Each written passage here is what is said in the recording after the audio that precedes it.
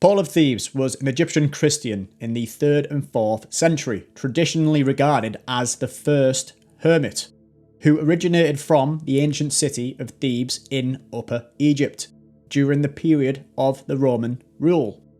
Born into a wealthy and educated family, Paul lived during an era when Christianity was still developing and occasionally persecuted.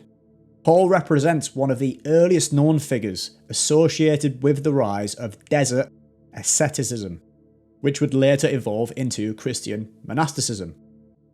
Most information on St. Paul of Thebes comes from a later account of Jerome, and we read that St. Paul was highly educated, a gentle soul, and a great lover of God.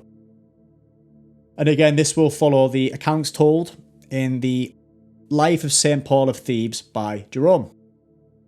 Jerome starts by saying, "It has been a subject of widespread and frequent discussion what monk was the first to give a signal example of the hermit life.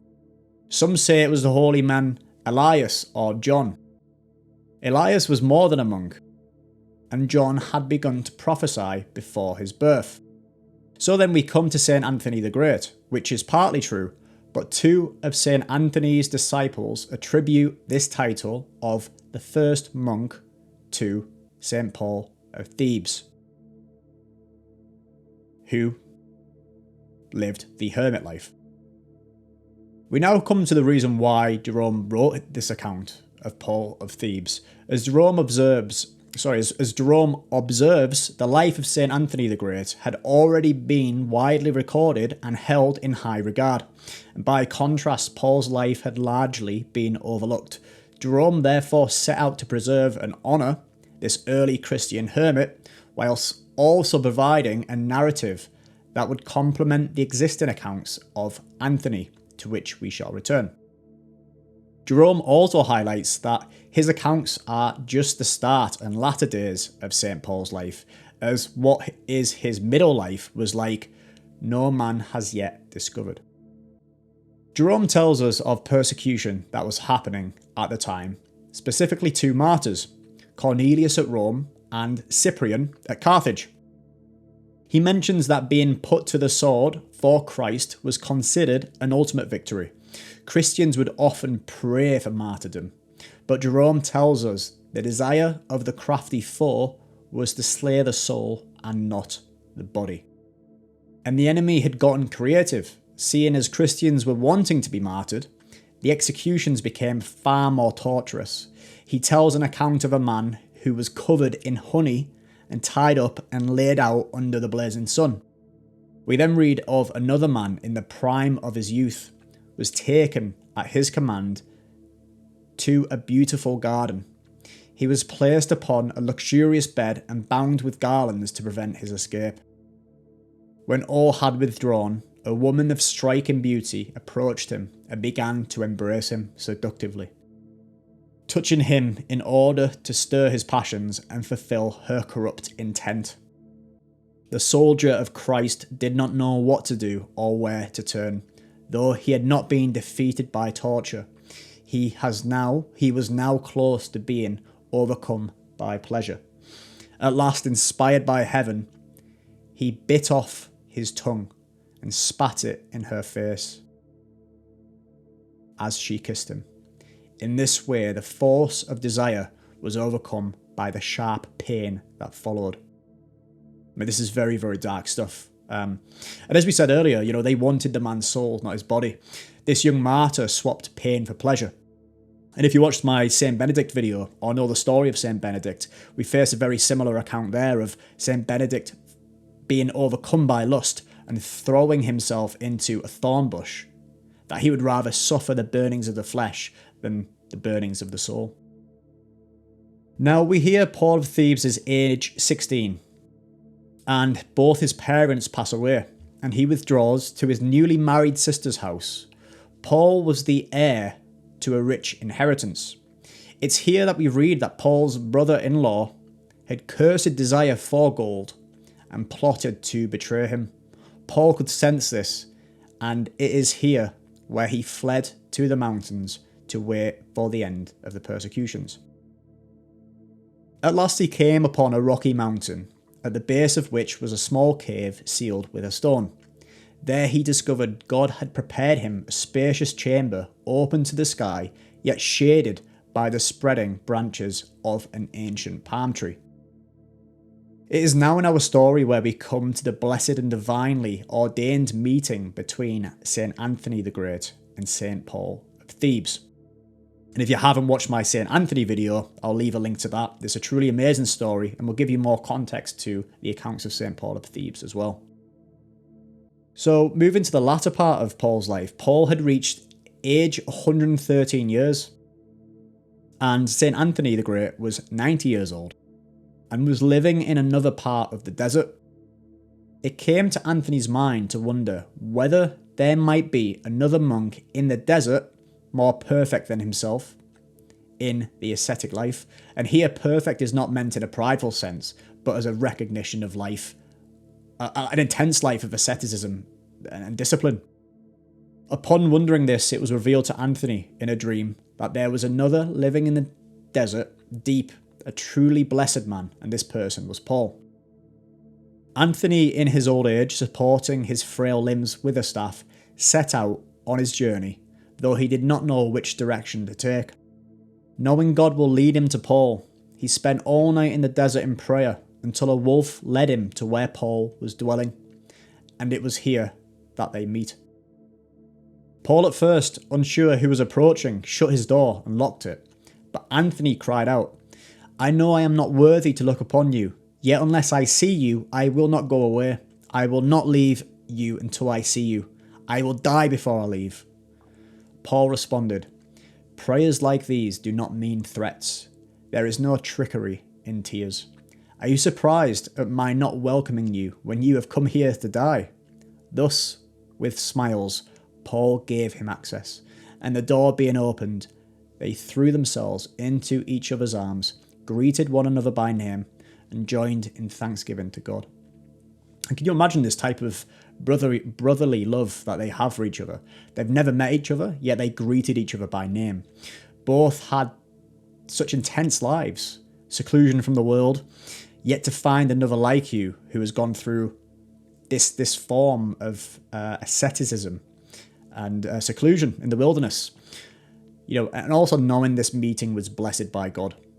You can only imagine the feelings they had for each other. Coming together, Paul and Anthony catch each other up. Paul asks about the outside world. As we know from the life of St. Anthony, God had directed him to leave seclusion at times to carry out tasks in the world. One of them was defending the Christian faith against Arianism in Alexandria, as we read in the life of St. Anthony the Great. So Anthony had a lot more worldly experience than St. Paul. After a full night of giving glory to God, Paul speaks. "I knew long since, brother, that you were dwelling in those parts. Long ago God promised you to me for a fellow servant, but the time of my falling asleep now draws near. I have always longed to be dissolved and to be with Christ. My course is finished, and there remains for me a crown of righteousness. Therefore you have been sent by the Lord to lay my poor body in the ground, to return earth to earth." On hearing this, Anthony, with tears and groans, began to pray that he would not desert him. Paul comforts Anthony that it is his time, and Anthony has more yet to do on earth. He asks that Anthony goes back to his monastery and brings him the cloak of St. Athanasius for him to be buried in. And Anthony was astonished to find Paul knew that he had the cloak of Athanasius, as he had not told him. Paul sent Anthony away so that he might soften his friend's regrets at his decease. Anthony heads back to his monastery. His steps lagged behind his will, yet exhausted as he was with fasting and broken by age, his courage proved victorious over his years. Anthony, having gathered the cloak, heads back to his friend St. Paul. The second night in his journey, he sees Paul in robes of snowy white ascending on high among the bands of angels and the choirs of prophets and apostles. Immediately he fell on his face and threw the coarse sand upon his head, weeping and wailing as he cried, "Why do you cast me from you, Paul? Why go without one farewell? Farewell. Have you made yourself known so late only to depart so soon?" Anthony later recounted that he covered the remaining distance with such speed that he seemed almost to fly. Entering the cave, he saw Paul kneeling, his head upright and his hands raised, and assumed he was at prayer. So he joined him. However, when Paul did not respond in prayer as he normally would, Anthony realised that he had died. And this is how much these amazing saints loved God and loved prayer. That Anthony walked in and saw Paul on his knees, crouched down, dead, but assumed he was in prayer because that was an ordinary position for them to be in. So it's amazing, amazing to read. At this point, St. Anthony wraps his body as requested and took him outside to bury him. But he had no shovel to dig the grave, and knowing it is a 4-day trek back to his monastery, he prays. "If I return to the monastery, it is a journey of 4 days. If I remain here, I shall accomplish nothing. I will die here instead, as is fitting beside your servant, O Christ, and soon breathe my last." Then 2 lions approach from the depths of the desert. At first, Anthony was struck with fear, but quickly turning his thoughts back to God, he stood calm and unafraid. They went straight to the body of the blessed old man, paused and lay down at his feet, roaring loudly, as if expressing their grief in the only way they could. Then they began to claw at the ground nearby, until they had made a large space enough for a grave. Anthony blesses the lions and they depart. And then Anthony heads back to the monastery and he recounts everything to his disciples. Jerome finishes his book by saying, "I may be permitted at the end of this little treatise to ask those who do not know the extent of their possessions, who adorn their homes with marble, who string house to house and field to field, what did this old man in his nakedness ever lack? Your drinking vessels are of precious stones. He satisfied his thirst with the hollow of his hand. Your tunics are wrought with gold. He had not the raiment of the meanest of your slaves. But on the other hand, poor though he was, paradise is open to him. You with all your gold will be received into Gehenna. He, though naked, yet kept the robe of Christ. You, clad in your silks, have lost the vesture of Christ.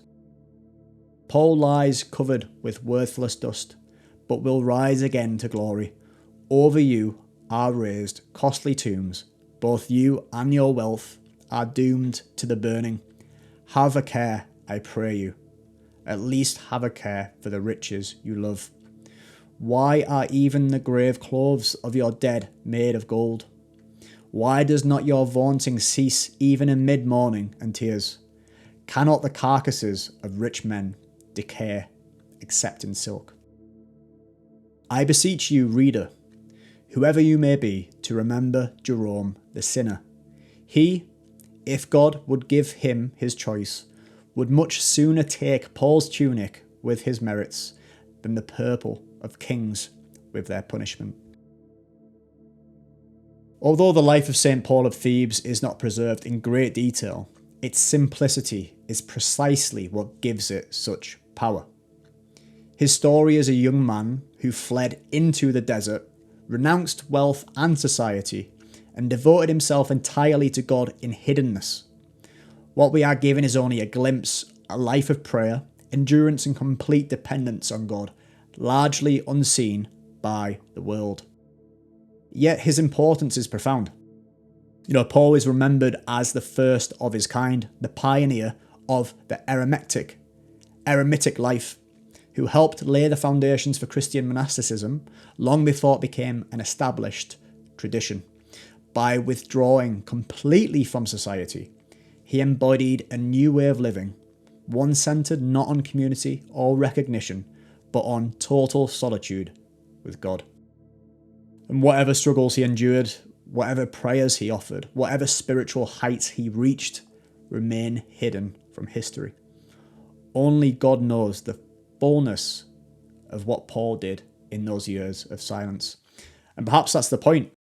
His life stands as witness, not to what is seen, but to what is unseen. A reminder that the deepest acts of faith are often those known only to God. Thanks for watching.